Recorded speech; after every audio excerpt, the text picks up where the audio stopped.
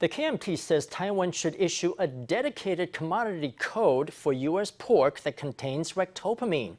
When imported goods are brought into the country, they all carry a commodity code that determines how they'll be inspected at the border and distributed later on.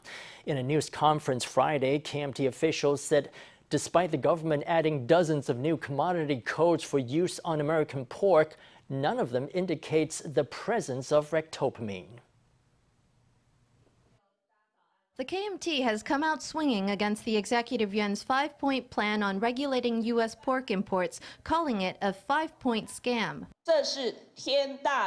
It is a pack of lies. What people wanted was a commodity classification code that identifies whether the product contains ractopamine. But in the end, the government has unveiled a set of commodity classification codes that have nothing at all to do with ractopamine.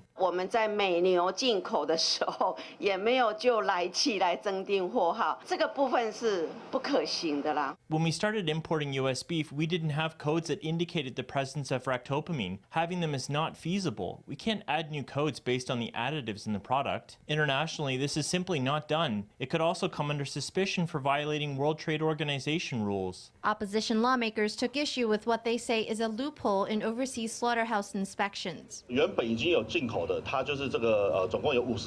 Currently, there are a total of 53 companies authorized to import meat. No new inspections will be conducted on those companies. That's not to mention our concerns with the inspection protocol itself. Everything from how withdrawal periods will be negotiated to rules on hog slaughter and hog rearing, none of it is spelled out clearly. I think that our approach has always been source control, product tracking, and mid-market inspection. I think the Executive Yuan and the Ministry of Health and Welfare will get these steps down to a T.